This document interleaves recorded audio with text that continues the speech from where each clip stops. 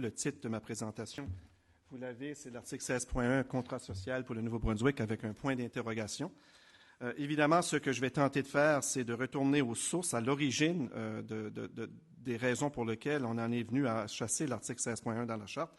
Si on remonte dès l'origine du Canada en 1867, évidemment, le constat est assez facile, c'est-à-dire qu'il n'y avait rien dans la Constitution originale du pays en 1867 en ce qui concerne les droits de la communauté francophone ou des communautés francophones à l'extérieur du Québec et notamment de la communauté acadienne ici. Il y avait des dispositions, l'article 133, qui reconnaissait un bilinguisme embryonnaire au niveau du gouvernement du Parlement canadien et de l'Assemblée nationale du Québec, mais rien pour les communautés francophones à l'extérieur du Québec, même pas au niveau de l'enseignement, parce qu'on l'a appris très rapidement au Nouveau-Brunswick, même si l'article 93 protégeait l'enseignement confessionnel, on a appris rapidement que ça ne s'appliquait pas pour protéger la langue au Nouveau-Brunswick, d'où l'origine, je ne rentrerai pas là-dedans, de l'affaire également Louis Mailloux. Les communautés acadiennes, il y a un petit fait historique qu'on ne sait pas, mais pas longtemps après 1867, il y avait eu une pétition qui avait été préparée par une série des Acadiens de la péninsule acadienne, de la région du comté de Gloucester, qui avait été déposée par leurs députés à l'Assemblée nationale, à l'Assemblée législative de Fredericton, dans lequel on demandait au gouvernement du Nouveau-Brunswick également d'adhérer à l'article 133. Mais cette disposition-là avait été rapidement rejetée par la majorité des députés de l'Assemblée nationale. Donc, il nous faudra effectivement attendre jusqu'en 1969 et l'adoption, j'espère que les diapositives me suivent, là, et l'adoption de la première loi sur les langues officielles. Ce qu'il faut se rappeler, c'est qu'avant l'adoption de la première loi sur les langues officielles en 1969, au niveau provincial, c'était l'anglais qui était la langue dominante. C'est-à-dire qu'au niveau de l'administration publique provinciale, par exemple, particulièrement, tout se déroulait presque uniquement en anglais. Il n'y avait pas le droit, on n'avait pas le droit à un procès en français, on n'avait pas de loi qui était adoptée ou très peu de lois qui étaient adoptées et publiées dans les deux langues officielles. La plupart des lois étaient adoptées et publiées en anglais et c'était la version anglaise qui faisait force de loi. Et l'éducation dans plusieurs régions du Nouveau-Brunswick était difficilement accessible en français. Donc, la situation du Nouveau-Brunswick, et je dis souvent à mes étudiants, c'est pas la préhistoire, mais pour eux, ça paraît être la préhistoire lorsqu'on remonte avant 69. Moi, j'ai commencé mon éducation en première année en 1960. Donc, on se rappelle, ceux d'entre nous, que le Nouveau-Brunswick, à l'époque, n'était pas une province qui était très accueillante sur le plan linguistique pour la communauté francophone. Avec l'adoption de la loi sur les langues officielles du Nouveau-Brunswick en 69, on a pour la première fois dans l'histoire de la province la reconnaissance de l'égalité de la langue anglaise et de la langue française au sein des institutions provinciales. Donc, on a une reconnaissance finalement du bilinguisme officiel. On reconnaît également pour la première fois le droit à un procès dans la langue officielle du justiciable, ce qui va mener également à l'adoption des lois provinciales dans les deux langues officielles avec les deux versions qui obtiendront valeur égale. Le droit à l'éducation était également reconnu dans la première version de la loi sur les langues officielles, mais ceux qui s'en rappellent, vous vous souviendrez que ce qu'on reconnaissait, c'était le droit à l'éducation dans des écoles bilingues, qui, comme on le sait très souvent, ne sont pas des écoles qui sont très propices au développement et à l'épanouissement des communautés minoritaires. Il faudra cependant, bien que la loi sur les langues officielles de l'époque avait reconnu certains droits, il faudra attendre pratiquement la fin des années 70 pour que la plupart des droits qui avaient été promulgués dans la loi sur les langues officielles soient finalement mis en œuvre, c'est-à-dire qu'ils soient finalement promulgués. Ces lois avaient été adoptées, mais la plupart des dispositions n'avaient pas été promulguées à l'époque. Il faudra attendre la fin des années 70. Donc, même si cette loi, la loi de 1969, marque un moment historique et important dans l'histoire du Nouveau-Brunswick, on doit admettre que comparé à la loi sur les langues officielles adoptée par le Canada, le gouvernement fédéral, à la même époque, que la loi du Nouveau-Brunswick manquait d'envergure et demeurait pour l'essentiel symbolique. L'absence de reconnaissance du droit à des institutions d'enseignement linguistiquement homogènes, l'absence de recours en cas de non-observation de la loi, les délais déraisonnables dans la promulgation de plusieurs parties de la loi témoignaient justement de ces limites.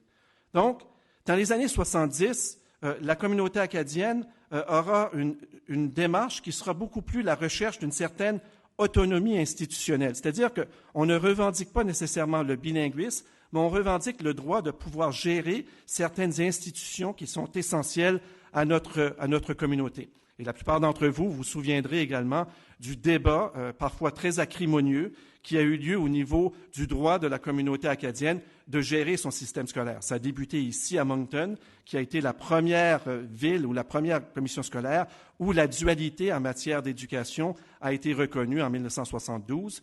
Et par la suite, pendant les années qui ont suivi, ça s'est répandu sur l'ensemble de la province, ce qui a fait qu'à la fin des années 70, on avait au Nouveau-Brunswick un système scolaire dirigé par les francophones, la dualité en matière d'éducation. C'est également l'époque où l'hôpital Georges-L. Dumont, ici, devient en quelque sorte une institution phare en matière de santé en français. L'hôpital Georges-L. Dumont devient l'hôpital francophone de Moncton, mais plus que ça, elle devient également l'hôpital francophone des francophones du Nouveau-Brunswick, c'est-à-dire cet hôpital qui est géré par des francophones et qui développe la santé en français. On aura aussi, dans les années 70, une très grande revendication pour des organismes linguistiquement homogènes. La plupart des organismes que l'on connaît aujourd'hui, qui ont été créés sur une base linguistiquement homogène, vont avoir leurs origines dans les années 70. C'est également dans les années 70, et on fête cette année son 40e anniversaire, l'année de la création de la Société des Acadiens du Nouveau-Brunswick, qui, à l'époque, devenait l'organisme porte-parole des communautés francophones. Et je me souviens bien, son premier président était Pierre Poulin de Bathurst, un sociologue au collège de Bathurst à l'époque. Je me souviens d'ailleurs, j'étais présent à cette première rencontre-là de la SNB en 1973. Donc, la communauté acadienne prenait de plus en plus conscience dans les années 70 que l'importance de contrôler ces institutions, que c'était important pour elle de pouvoir contrôler ces institutions si elle voulait se développer et s'épanouir. Vers la fin des années 70, il y a eu un autre moment très important, c'est-à-dire un semblant de discours d'autonomie culturelle et linguistique. On a eu la tenue, et la plupart, encore une fois, plusieurs personnes ont peut-être oublié cet événement marquant, mais plusieurs personnes ici y ont participé. On a eu la tenue de la Convention d'orientation nationale de l'Acadie, ce que certains ont décrit à l'époque comme étant les États généraux de l'Acadie du Nouveau-Brunswick. À l'époque, plus de 1000 participants et 172 observateurs s'étaient réunis et avaient, après avoir discuté sur les options possibles pour l'Acadie de l'avenir, avaient retenu une option qui était la création d'une province acadienne. D'ailleurs, 49% des participants avaient choisi cette option-là. Et le lendemain matin, dans Le Devoir, on annonçait en grosse manchette que les Acadiens avaient opté pour une 11e province. Vous trouverez ça dans Le Devoir du 9 octobre, dès le lendemain de l'orientation. Mais il faut replacer la CONA dans son contexte. Ce qu'il faut retenir de cette CONA-là, c'est pas que la communauté acadienne avait choisi une 11e province, c'est plutôt qu'elle semblait rejeter le statu quo. Là où il semble y avoir ambiguïté, par contre, et confusion, c'est sur les moyens de réaliser ces changements et sur ce qui devra et sur qui devra prendre le leadership pour ces changements-là. L'aspect positif de la CONA sera la volonté d'engager un débat sur le contrat social de la coexistence des deux communautés linguistiques au sein de la province. On peut y dégager une volonté de redéfinir les rapports entre les deux groupes linguistiques officiels. Toutefois, le moyen retenu ne semble pas réalisable et ne correspond pas au discours politique de la communauté acadienne. Personne ne veut ou n'est en mesure de donner suite aux conclusions de la CONA. Le suivi viendra, bizarrement, plutôt du gouvernement provincial. Et c'est à cette époque-là, à la suite de la CONA, que la province dépose un projet de loi qui s'appelait à l'époque la loi 84, mais qui deviendra la loi 88, c'est-à-dire la loi reconnaissant l'égalité des communautés linguistiques. Une loi qui confère aux deux communautés linguistiques le droit à des institutions culturelles, d'éducation et sociales distinctes. Et d'ailleurs, je vous invite à lire plus particulièrement, et je l'ai reproduit totalement, la loi, l'article loi de cette loi-là, qui est particulièrement intéressante. Lors du dépôt de la loi, je crois qu'on a parlé de Hatfield tout à l'heure, on a parlé également, on peut parler de Louis Robichaud, mais une personne qui est très significative au niveau de la reconnaissance de la loi, c'est Jean-Maurice Simard.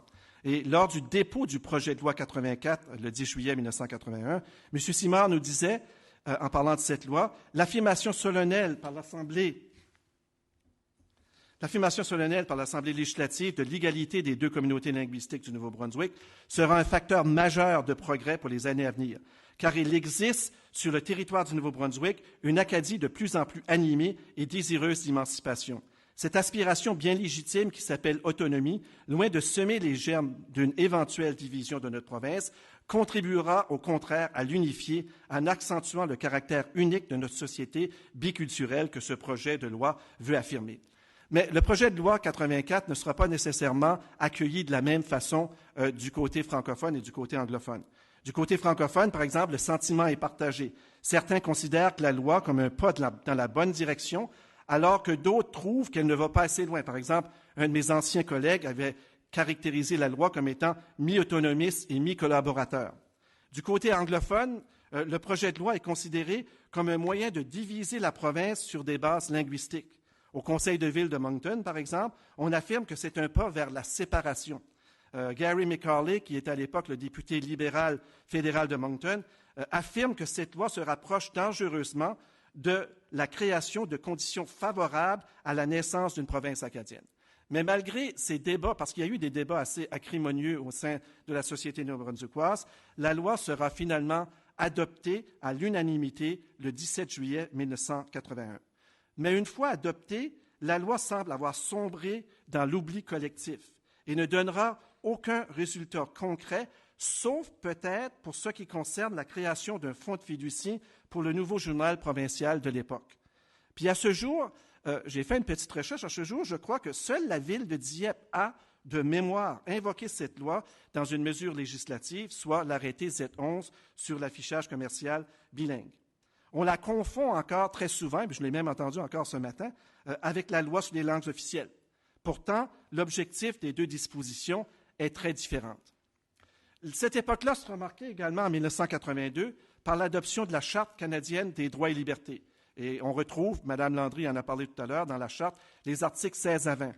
Ces articles-là sont pour l'essentiel des droits de nature individuelle, bien que leur portée soit collective. Il n'y a pas dans la Charte, dans ces dispositions de la Charte à l'époque, de dispositions qui sont similaires aux droits que l'on reconnaît dans l'article 16.1 ou la loi reconnaissant les communautés linguistiques.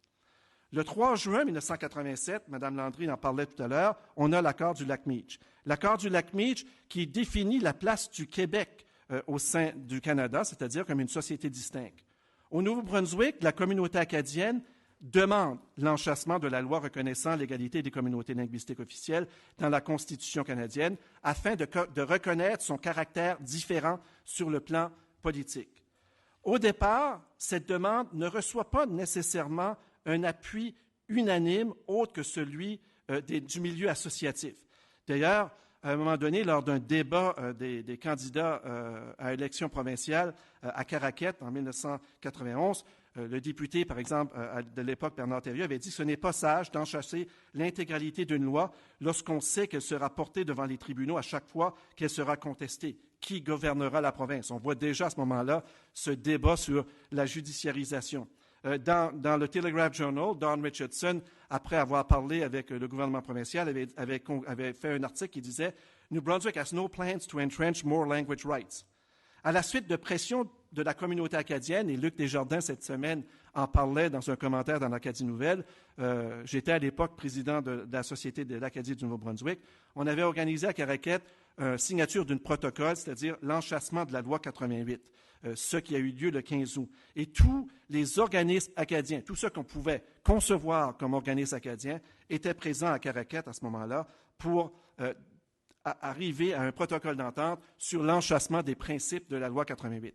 Et ce phénomène-là, ou cette mobilisation-là de la communauté acadienne a fait changer, si l'on veut, l'approche au niveau provincial. Et c'est par la suite que le gouvernement provincial est devenu beaucoup plus sensible et beaucoup plus prêt à vouloir procéder à l'enchâssement de la loi 88. D'ailleurs, Mme Landry en faisait référence, dans l'accord d'accompagnement du Lac-Meech, on avait prévu d'ajouter à ce moment-là, au paragraphe 2.1 de la loi constitutionnelle de 1867, la disposition qui suit, la reconnaissance de ce qu'au Nouveau-Brunswick, les communautés anglophones et francophones ont un statut et des droits et privilèges égaux.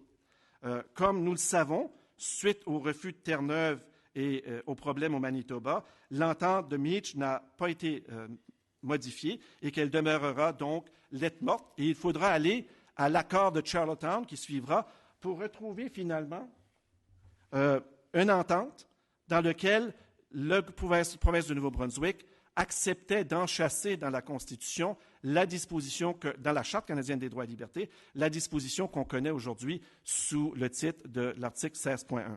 D'ailleurs, cette disposition-là a été soumise, tout l'accord de Charlottetown avait été soumis à un référendum national, mais au Nouveau-Brunswick, l'accord de Charlottetown avait également été soumis à un référendum.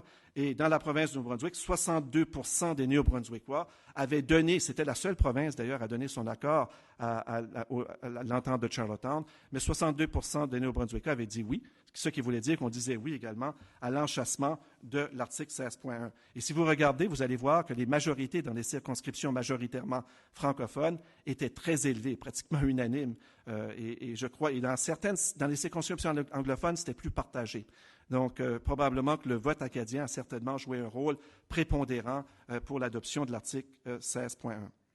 Le gouvernement avait alors donc un mandat clair de négocier l'enchâssement de l'article 16.1, ce qui se fit avec l'approbation du gouvernement fédéral le 12 mars 1993. D'ailleurs, Mme Landry le disait, et j'ai eu l'occasion de le dire aussi à d'autres occasions, c'est le seul item qui a survécu à tous ces débats constitutionnels de l'époque.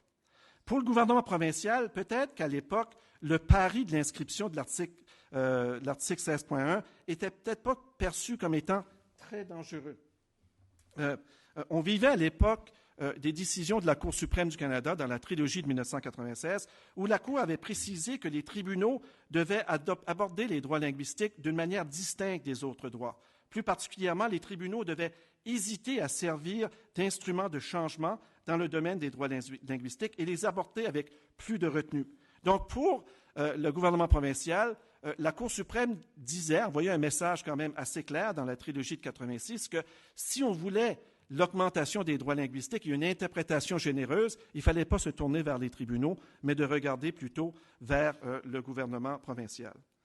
En ce qui concerne l'article 16.1, il est intéressant même de constater qu'au sein même du gouvernement provincial de l'époque, l'interprétation qu'on donnait à 16.1 n'était pas nécessairement unanime. Par exemple, dans une entrevue qu'il avait donnée à l'époque avec le Telegraph Journal, le premier ministre McKenna avait expliqué que la reconnaissance de l'égalité des deux communautés dans la Constitution ne conduira pas à une plus grande dualité. Il avait ajouté que le libellé de la proposition avait été volontairement rédigé de manière à éviter qu'elle n'impose un fardeau financier sur la province. Et je le cite, « We're determined to entrench the equality of the official language communities, but we're concerned that it will not become a matter which would be subject to constant legal interpretation. » Mais ce qui est intéressant, c'est qu'un peu plus tard, avec le journaliste de l'Acadie Nouvelle, Philippe Gagnon, à l'été 92, le ministre de la Justice de l'époque, Edmond Blanchard, lui disait « Ce document pourra évoluer avec le temps. Qui sait ce dont les Acadiens et les Acadiennes auront besoin dans 50 ans? Si le texte était tellement restrictif qu'il ne permettait pas aux tribunaux d'élargir l'interprétation, nous n'aurons pas fait notre travail. » Donc, il y avait, même au sein du gouvernement à l'époque, une interprétation différente de la portée de 16.1. D'ailleurs, si j'avais à choisir à l'époque, étant donné la situation de la jurisprudence à l'époque, probablement que l'interprétation du premier ministre McKenna était celle qui était la plus valable à l'époque. Sauf que M. Blanchard aura maintenant raison, puisque depuis la trilogie, on a eu la décision dans R contre Beaulac, où la Cour suprême du Canada a redonné aux droits linguistiques la place qui leur revient dans la hiérarchie des droits et où la Cour a reconnu qu'on devrait interpréter les droits linguistiques d'une façon très généreuse. Ce qui est intéressant également, certaines personnes ont accusé très souvent la communauté acadienne d'être vite sur la gâchette au niveau de l'interprétation des droits linguistiques. C'est étonnant quand même de constater que dans les 20 dernières années, il n'y a eu qu'une seule décision qui a interprété l'article 16.1 de façon très officielle. Et c'est une décision dans laquelle j'ai eu l'occasion d'être impliqué. C'est la décision de Charlevoix contre la ville de Moncton, et où le juge Daigle a donné quand même, et je cite ici le paragraphe 80, a donné quand même une interprétation assez généreuse à l'article 16.1. Il nous disait que l'article 16.1 témoigne de l'engagement du législateur envers l'égalité des communautés. Toutefois, l'interprétation que certains donnent à la disposition est bien différente. Pour certains, puisque l'article 16.1 de la Charte canadienne des droits et libertés confère des droits aux communautés linguistiques françaises ou anglaises du Nouveau-Brunswick, son interprétation ne peut survenir que dans des circonstances très spécifiques. Certaines personnes maintiennent, entre autres, qu'un individu ne peut pas prétendre agir au nom d'une communauté.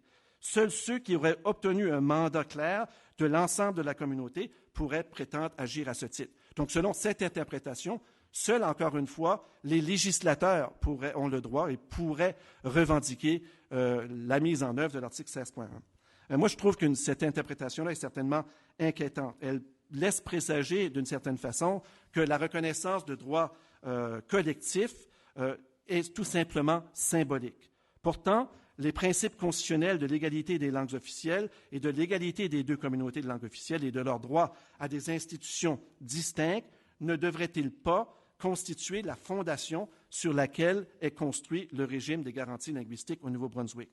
L'objet de 16.1 est clair.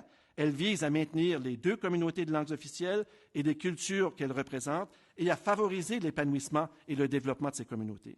Cet objet entraîne des conséquences concrètes et impose notamment au gouvernement provincial l'obligation de prendre des mesures destinées à s'assurer que la communauté de langue officielle minoritaire ait un statut et des droits et privilèges égaux à ceux de la communauté de langues officielles.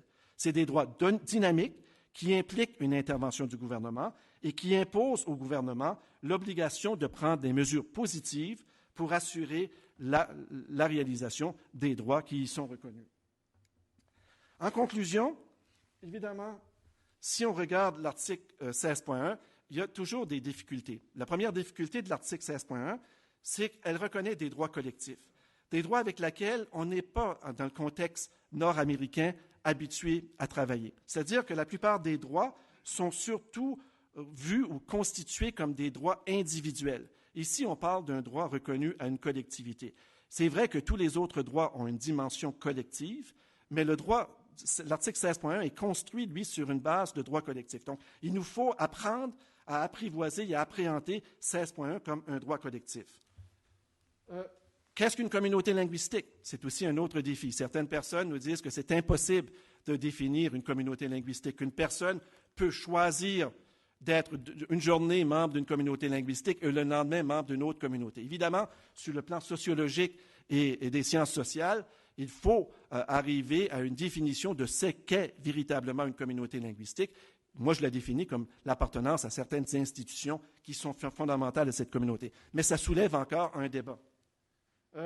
Jusqu'à ce jour également, on doit dire que le gouvernement provincial n'a pas gouverné, aucun gouvernement provincial n'a vraiment gouverné dans le respect de l'esprit et de la lettre de 16.1. Jusqu'à aujourd'hui, on oublie même très souvent, et c'est pour ça qu'on fait ce colloque-là aujourd'hui, on oublie très souvent ce qu'est 16.1 et quels sont les objectifs qui sont imposés. Pas simplement 16.1, mais également la loi reconnaissant l'égalité des communautés linguistiques. Donc, on oublie très souvent ce réflexe de faire appel à 16.1. Les communautés acadiennes, la communauté francophone et la communauté anglophone, de leur côté, comprennent très mal l'article 16.1 également. Je disais tout à l'heure qu'on fait toujours une certaine confusion entre l'égalité des communautés linguistiques et le bilinguisme.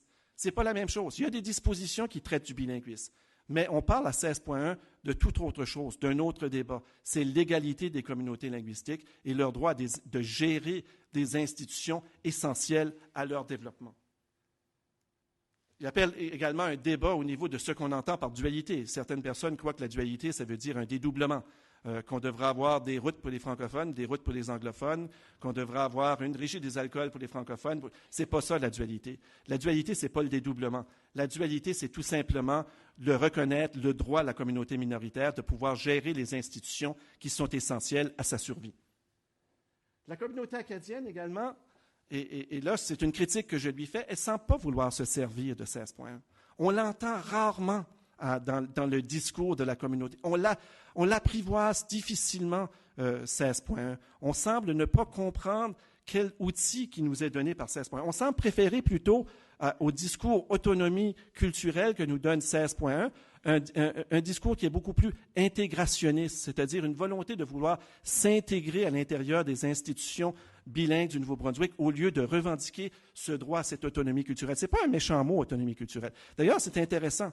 Le discours des organismes acadiens était beaucoup plus autonomiste dans les années 70 et beaucoup plus intégrationniste aujourd'hui, alors que les lois étaient probablement plus intégrationnistes dans les années 70 et beaucoup plus autonomistes aujourd'hui. Donc, il y a comme un décalage entre le discours et les lois qui sont reconnues aux communautés. Constat. Je vais faire un constat de l'article 16.1 20 ans plus tard. Je vais faire un constat d'un demi-échec, si vous voulez. Et lorsque je dis demi-échec, ce n'est pas méchant. C'est tout simplement, c'est un droit qu'on ne se sert pas. Et ça peut être dangereux. Lorsqu'un droit, on ne s'en sert pas. La loi 88, par exemple, je vous ai cité tout à l'heure les propos de Jean-Maurice Simard de l'importance. Je pense qu'on a comme oublié ça. Et d'une certaine façon, 16.1, c'est le contrat social. Il n'y a rien de méchant dans 16.1. Ce n'est pas une disposition qui crée réellement une situation révolutionnaire. C'est une disposition dans la Constitution du Canada que les parlementaires du Nouveau-Brunswick et du fédéral ont adoptée, qui nous donne le droit de s'assurer que le gouvernement gouverne dans le respect de cette obligation. C'est ça une Constitution. Mais le demi-échec, c'est qu'on semble encore aujourd'hui avoir peur de se servir de ce droit. Et un droit qu'on oublie ou qu'on cesse d'utiliser, à un moment donné, malheureusement, il tombe dans les oubliettes et cesse symboliquement d'exister, même s'il est toujours là.